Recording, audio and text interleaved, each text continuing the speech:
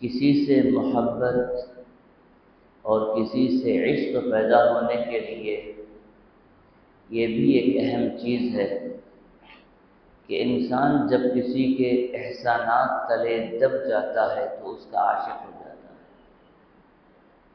محسن انسانیت سرور کونین صلی اللہ علیہ وسلم کے جو احسانات ہیں وہ صرف انسانوں پر نہیں ہیں بلکہ ساری مخلوقات پر ہیں۔ خصوصاً انسانوں پر جو احسانات ہیں ان میں سے بڑے بڑے احسانات 6 ہیں، ان کا ذکر انشاءاللہ آج ہوگا۔ اللہ سبحانہ و تعالی نے فرمایا لقد من اللہ علی المؤمنین، ایمان والوں پر اللہ کا احسان عظیم ہوا، اللہ تعالیٰ نے بہت بڑا احسان کیا۔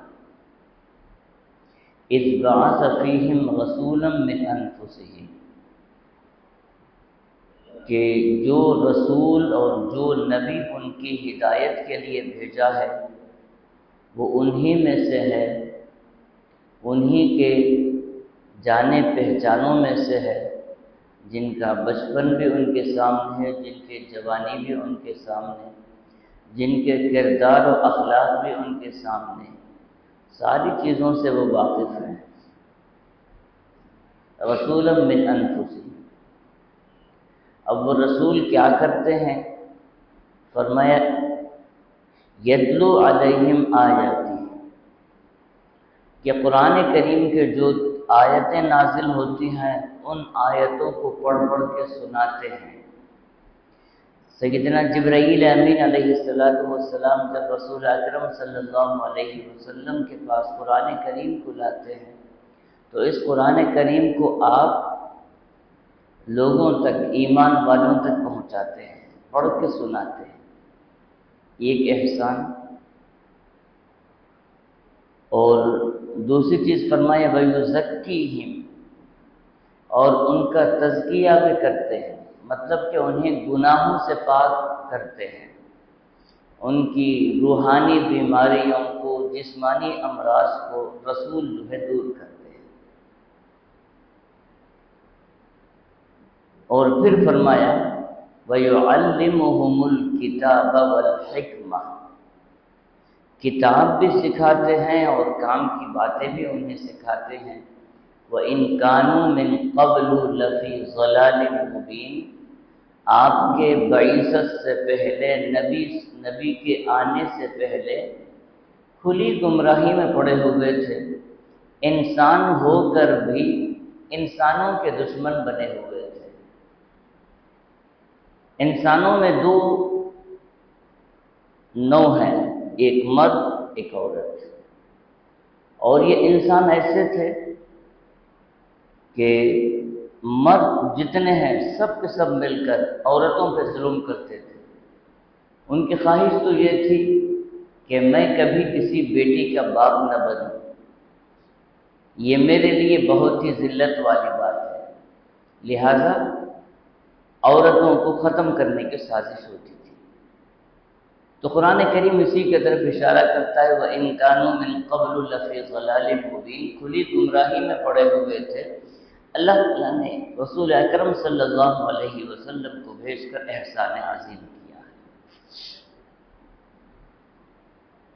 اب آپ علیہ السلام کے احسانات امت پر کیا کیا ہوئے، خصوصاً عرب اور عموماً ساری دنیا کفر اور شرک کی طرف مبتلا تھی، اور اللہ سبحانہ و تعالیٰ کی ذات توحید باری تعالیٰ سے بالکل دور تھے۔ یہی وجہ تھی کہ اب ان کی پریشانیوں میں ان کے لیے کوئی سہارا نہیں ہوتا، تو انسان جو ہے اپنے آپ کو خودکشیوں کے ذریعے ختم کر لینا چاہتا تھا۔ آپ علیہ السلام نے پیغام انسانیت کے طرف بھیجا، اللہ لا الہ الا ہو، ربکم ورب آبائکم الاولین۔ اللہ تعالیٰ کی ذات ہی وہ تنہا ذات ہے جس کے سوا کوئی خدائی کے لائق نہیں ہے، اور وہ خدا جو ہے ربکم، وہ تمہارا بھی رب ہے، ورب آبائکم الاولین، تمہارے باپ دادے کا بھی رب ہے۔ اور یہ آپ علیہ السلام کا پیغام جو جو سمجھا وہ حلقہ اسلام میں داخل ہوا اور صحابی ہونے کا شرف حاصل کیا۔ اسی کو اللہ تعالیٰ فرماتے ہیں وَكُنْتُمْ عَلَى شَفَا حُفْرَةٍ مِّنَ النَّارِ فَأَنْقَذَكُم مِّنْهَا، تم جہنم کے گڑھے کے منہ پہ کھڑے ہوئے تھے، دہانے پہ کھڑے ہوئے تھے، گرنے والے تھے، فَأَنْقَذَكُم مِّنْهَا، رسول اکرم صلی اللہ علیہ وسلم کے ذریعے اللہ تعالیٰ نے تمہیں بچا لیا۔ اب بتائیے، آپ نے توحید باری تعالیٰ سے روشناس کیا، اللہ کی ذات سے آپ صلی اللہ علیہ وسلم نے انسانوں کو روشناس کیا، اس سے بڑا کوئی احسان ہو سکتا ہے؟ تو یہ آپ کا سب سے پہلا احسان ہے۔ اور پھر دوسرا احسان آپ صلی اللہ علیہ وسلم کا یہ ہے کہ آپ نے وحدت انسانی کا سبق دیا۔ وحدت انسانی کیا چیز ہے؟ دنیا میں سب سے پہلے عرب اپنے عرب ہونے پر اتنے مغرور تھے کہ اپنے علاوہ جتنے ہیں سب کو وہ عجم کہتے تھے، کہ اگر بات کرنے کا ٹیلنٹ ہے، صلاحیت ہے تو وہ ہم میں ہے، ہم عرب کے علاوہ جتنی بھی دنیا ہے سب کے سب عجم یعنی گونگے ہیں، وہ بات نہیں کر سکتے۔ اصل زبان جو ہماری عربی ہے وہی زبان ہے، اس کے علاوہ جو بھی ہے وہ بکواس ہے، وہ زبان ہے ہی نہیں، سب کے سب گونگے ہیں۔ کالے اور گوروں کے درمیان فرق تھا، اور مصر جو فرعون کے ماتحت قوم گزری تھی وہ کہتے تھے کہ ہم تو سورج کے پیاری امت ہیں، یا سمجھیے کہ سورج ہمارا دیوتا ہے، ہم اس کے ماننے والے ہیں۔ اور اگر ادھر دیکھو تو یہود و نصارہ یہ کہتے تھے نحن ابناء اللہ و احباؤہ، اگر اللہ کے چہیتے کوئی ہیں تو وہ ہم ہیں، اللہ کے بیٹے اگر ہیں تو وہ ہم ہیں، ہمارے علاوہ جتنے بھی ہیں وہ کوئی انسان کہنے کے یا عزت کے قابل کوئی بھی نہیں ہے۔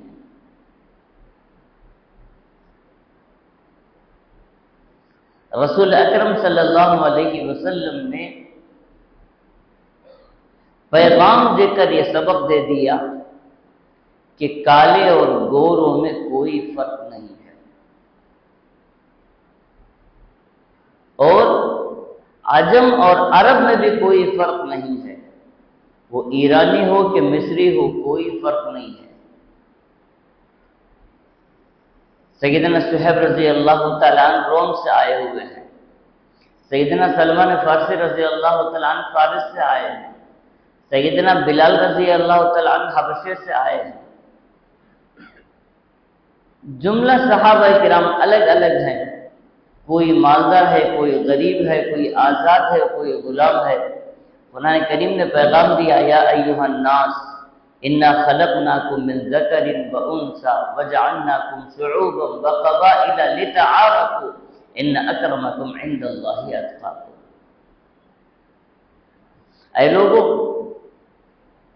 تم تمام کو اللہ تعالیٰ نے انسان بنایا ہے، اور تم میں دو صنف ہیں، ایک مرد ہے ایک عورت ہے، اتنا ہی ہے بس۔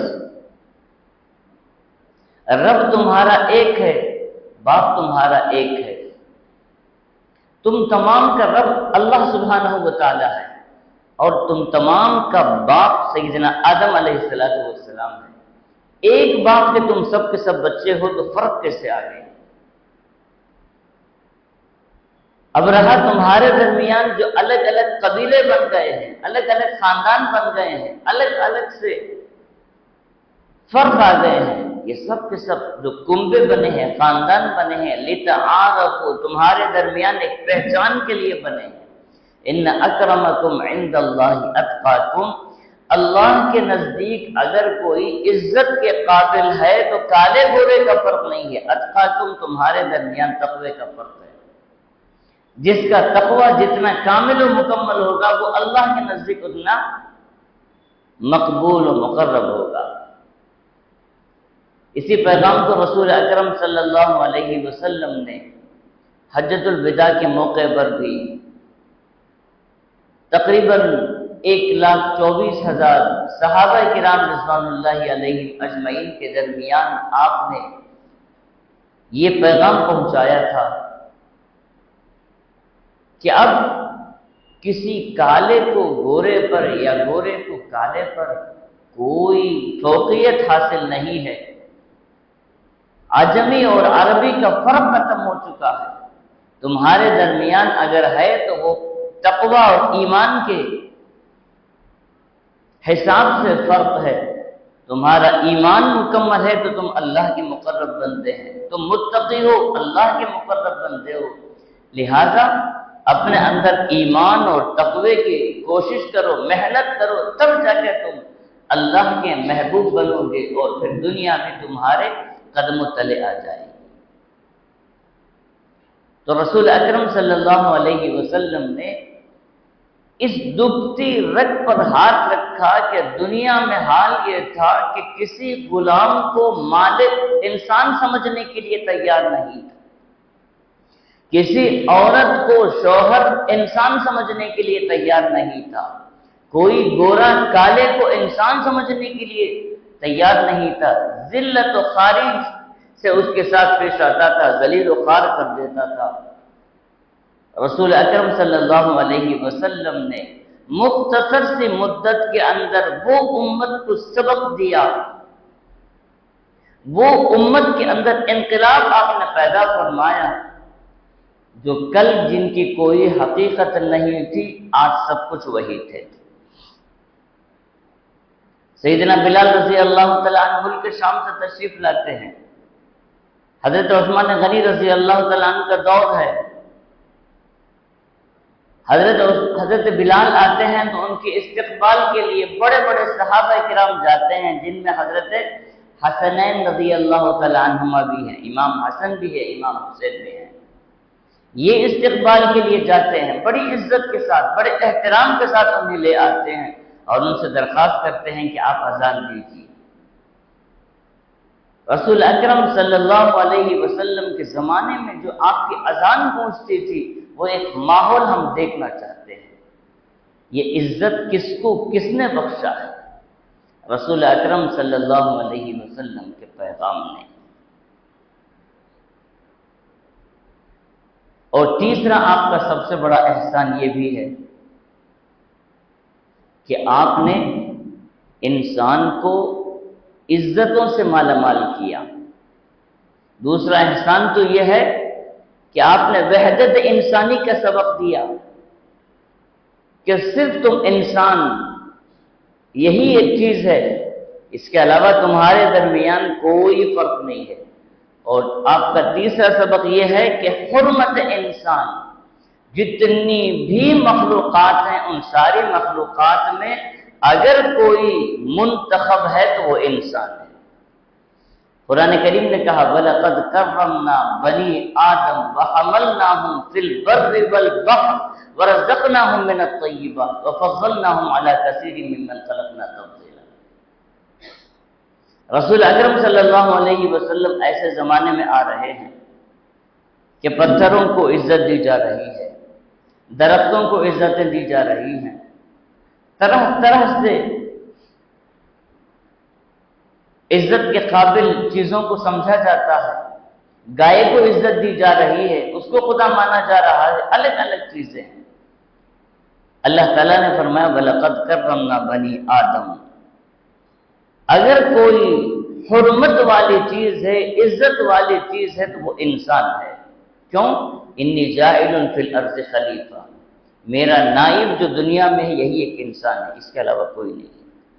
وَحَمَلْنَاهُمْ فِي الْبَرِّ وَالْبَحْرِ، اور وہ خشکی ہو یا تری ہو، یعنی دریائیں ہوں یا سوکھی زمین ہو، ساروں پر اللہ تعالیٰ نے اسی کو بٹھا دیا ہے، جمع دیا ہے، سارے چیزیں اس کے قبضے میں آ جائیں گی۔ ان ساری چیزوں سے یہ بھی پتہ چلتا ہے کہ قیامت اس وقت تک نہیں آئے گی جب تک کہ انسان کے ہاتھ میں ساری چیزیں قبضے میں آ جائیں گی۔ آج انسان اپنی کوشش سے چاند تک پہنچا، کچھ مخصوص سیاروں تک پہنچا، اور اس نے فخر محسوس کیا کہ ہماری پہنچ یہاں تک ہوئی ہے، اور قرآن کریم کہتا ہے کہ اتنا ہی نہیں ہے، سارے سیارات بھی تمہارے قبضے میں آئیں گے، تیرے کنٹرول میں آ جائیں گے۔ ساری دنیا اور دنیا کے اطراف جتنے چیزیں ہیں، جب تک ان سارے چیزوں کے قبضے انسان کے ہاتھ میں نہیں آئیں گے اس وقت تک قیامت نہیں آئے گی۔ یہ قرآن اور حدیث بتا رہے ہیں۔ آج کی جو بھی ترقی ہے اس ترقی کو انسان سمجھتا ہے یہی ترقی ہے، لیکن اسلام کی جو نظر ہے وہ بہت دور تک ہے، ابھی ہماری پہنچ وہاں تک نہیں ہے۔ تو قرآن کریم کہتا ہے وَحَمَلْنَاهُمْ فِي الْبَرِّ وَالْبَحْرِ، دریاؤں پر بھی تمہارا قبضہ ہو جائے گا اور ساری زمین بھی تمہارے قبضے میں آ جائے گی۔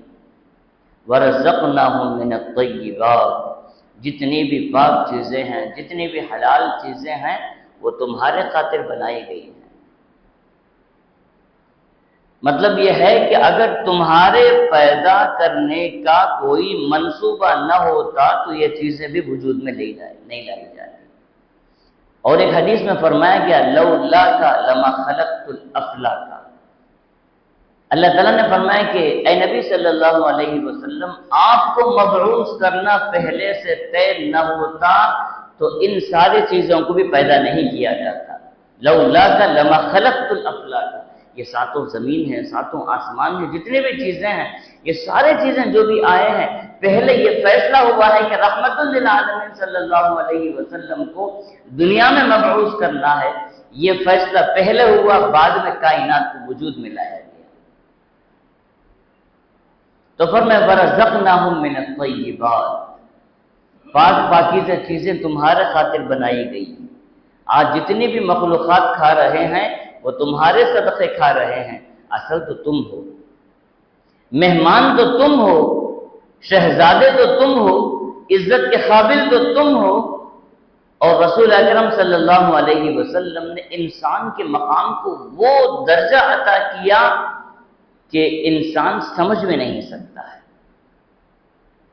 اور پھر فرمایا وَفَضَّلْنَاهُمْ عَلَى كَثِيرٍ مِّمَّنْ خَلَقْنَا تَفْضِيلًا، جتنی مخلوقات ہیں، 4000 مخلوقات خشکی میں اور 6000 مخلوقات دریاؤں میں، یعنی جتنی ہم مخلوقات دنیا میں دیکھ رہے ہیں اس سے 1.5 گنا زیادہ پانی کے اندر مخلوقات ہیں۔ ان ساری مخلوقات کا بادشاہ جو ہے وہ انسان ہے۔ وَفَضَّلْنَاهُمْ عَلَى كَثِيرٍ، ان تمام پر فضیلت ہم نے تجھے بخشا ہے۔ ممن خلقنا تفضیلا، انسان اگر صرف یہ سوچ لے تو اس کی زبان جو ناشکری ہے وہ ناشکری کی زبان ختم ہو جائے گی کہ مجھے کتنی بھی پریشانیاں آ جائیں، کتنی بھی مصیبتیں آ جائیں، اللہ تعالیٰ نے مجھے انسان بنایا اور مومن بنایا، اس نعمت کے سامنے میری ساری پریشانیاں ختم ہیں۔ بڑی سے بڑی مصیبت آ جائے لیکن جو نعمت ایمان میرے پاس میسر ہے، جو نعمت انسان ہونے کی مجھے میسر آئی ہے، اس نعمت کے سامنے ساری ہیچ ہے۔ ہم نے کچھ اللہ سے درخواست تو نہیں کی نا کہ یا اللہ ہمیں جب بنانا ہی ہے تو انسان بنا دیجئے، گدھا کتا کیوں بنا رہے ہیں، یہ تو ہم نے کبھی نہیں کہا تھا نا۔ اللہ تعالیٰ نے اپنے فضل سے ہمیں انسان بنا دیا، یہ اللہ کا فضل ہے۔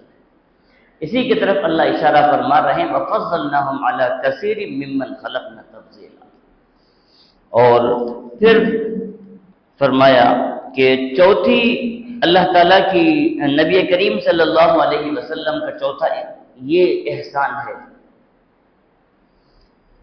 کہ آپ کے آنے سے پہلے بہت سے تو وہ کہتے تھے کہ جب ہم دنیا سے چلے جائیں گے تو سیدھے ہم جنت جا ہی نہیں سکتے ہیں، اپنے پہلے جنم میں ہم نے جتنا کیا ہے ساروں کے عذاب کو ہم بھگت کر ہی اس کے بعد جزا کے ہم مستحق ہوں گے، اس سے پہلے مستحق ہو ہی نہیں سکتے۔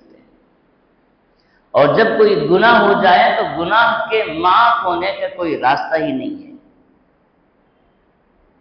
یہ سارے تصورات تھے، انہی تصورات کی وجہ سے انسان روحانیت اختیار کر لیتا تھا، آبادیوں کو چھوڑ کر پہاڑوں کی طرف چلے جاتا تھا، شادی بیاہ سے ڈر کر وہ تنہائی کو پسند کرتا تھا، لوگوں میں ملنے جلنے سے ڈر کر خلوتوں میں رہ جاتا تھا کہ کہاں کی مصیبت میں لوگوں کے درمیان میں جاؤں، گناہ مجھ سے ہو جائیں، یہ گناہ معاف نہ ہو تو کیا ہوگا۔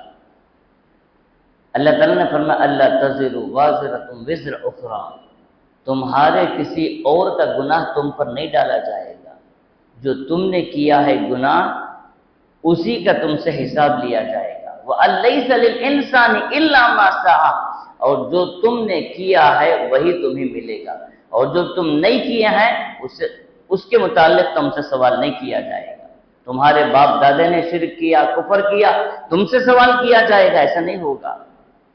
تم ایمان والے ہو تو تمہارے ایمان کا سوال ہوگا، تمہیں بدلہ ملے گا۔ اور اگر تم سے گناہ ہو گئے ہیں تو تمہارے لیے توبے کے دروازے کھلے ہوئے ہیں، توبے تم کر لو، اللہ تعالیٰ سے مغفرت کی بھیک مانگ لو تو سارے چیزیں تمہارے معاف ہو جائیں گے۔ یہ رسول اکرم صلی اللہ علیہ وسلم نے امت کو پیغام دیا، اور اسی وجہ سے آپ صلی اللہ علیہ وسلم نے ساری زمین کو سجدہ گاہ بنا دیا۔ اس کے پہلے انسان عبادت کرنے کے لیے کلیسا جاتا تھا، گرجا گھر جاتا تھا اور سمجھتا تھا کہ میں اپنی یہودی ہے تو اپنی عبادت گاہ ہی میں عبادت کر سکتا ہوں، کوئی اور جگہ نہیں، عیسائی ہے تو وہ اپنی جگہ ہی جا کے عبادت کر سکتا ہے۔ رسول اکرم صلی اللہ علیہ وسلم نے امت پر یہ احسان کیا کہ ساری دنیا کو سجدہ گاہ بنا دیا گیا کہ جہاں چاہو سجدے کرو، جہاں چاہے نماز پڑھو، اللہ کی رضا حاصل کرو۔ یہ آپ صلی اللہ علیہ وسلم نے امت کو پیغام دیا۔ تو آج کے اس نشست میں آپ صلی اللہ علیہ وسلم کے جو احسانات ہیں، 4 احسانات کو میں نے ذکر کیا ہے۔ اللہ تعالی ہمیں عمل کی توفیق سے مالا مال فرمائے۔ وآخر دعوانا الحمدللہ۔